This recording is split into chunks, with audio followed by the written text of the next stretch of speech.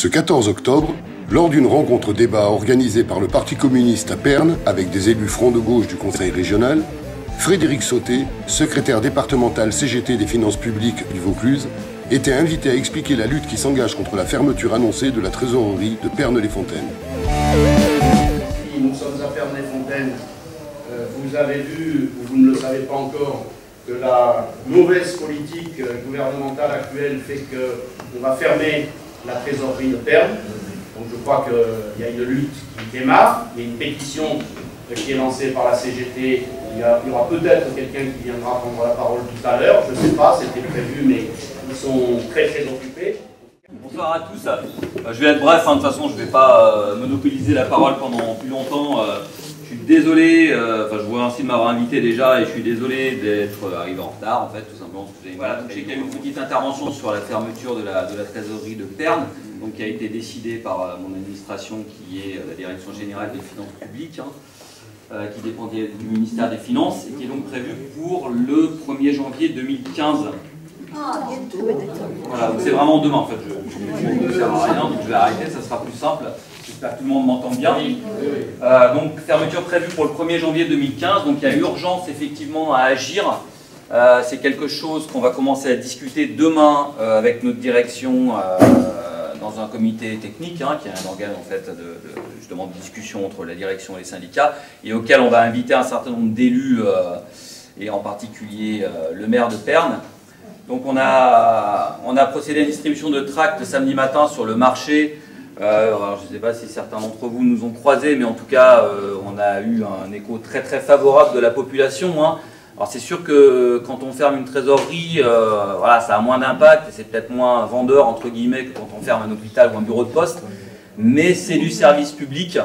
Voilà, sur le ton de la plaisanterie, on disait aux gens, de toute façon, c'est pas pour ça que vous allez arrêter de payer des impôts, simplement il faudra aller les payer 20 km plus loin, quoi.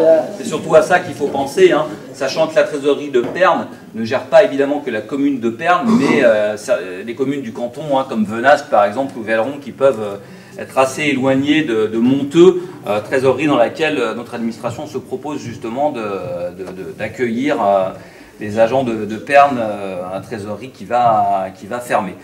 Donc effectivement, je pense que le rôle des élus sur ce genre de sujet est vraiment très important. Je signale qu'il y a 10 ans, il y a déjà eu un projet de fermeture des trésoreries de Pernes et de Monteux. Ils voulaient carrément fermer les deux, et qu'en mobilisant les usagers, les personnels évidemment, et puis les élus, on a réussi à empêcher la fermeture de cette trésorerie.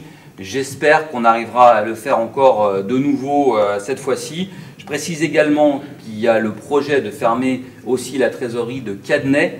Voilà, aussi une trésorerie qui est en territoire rural. Il faut savoir que ces fermetures de trésorerie ont lieu uniquement pour des raisons budgétaires.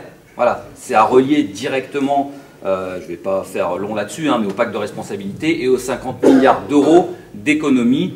Voilà, le résultat concret pour les citoyens, c'est ça, c'est la fermeture de services publics de proximité. Voilà, je pouvais juste dire, puisqu'apparemment il y a des conseillers régionaux qui habitent dans d'autres départements, il n'y a pas le Vaucluse qui est concerné. Il y a évidemment des fermetures de trésorerie dans d'autres départements de PACA et également partout en France. Voilà, je vous invite à signer vous-même les pétitions et à inviter les gens que vous connaissez à aller les signer. On en a laissé un certain nombre dans la plupart des commerces de Pernes, enfin en tout cas dans tous ceux où on a pu les laisser. Donc elles y sont encore, n'hésitez pas à solliciter les commerçants sur ce sujet. Est-ce que tu peux confirmer, est-ce qu'il n'y a pas aussi le projet de la vente des locaux de la trésorerie de Carpentras? Tout à fait, oui. Non seulement de la trésorerie de Carpentras, mais également de la trésorerie d'Orange, qui serait réunie en fait à l'endroit où il y a le centre des impôts, l'hôtel des finances.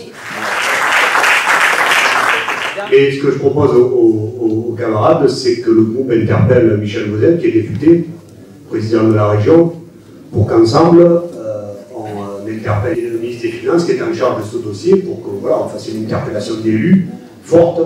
J'espère l'ensemble de la majorité du conseil régional et son président. Voilà, c'est la façon que l'on peut intervenir, je pense, en tant qu'élus régionaux sur ce cas. Merci beaucoup pour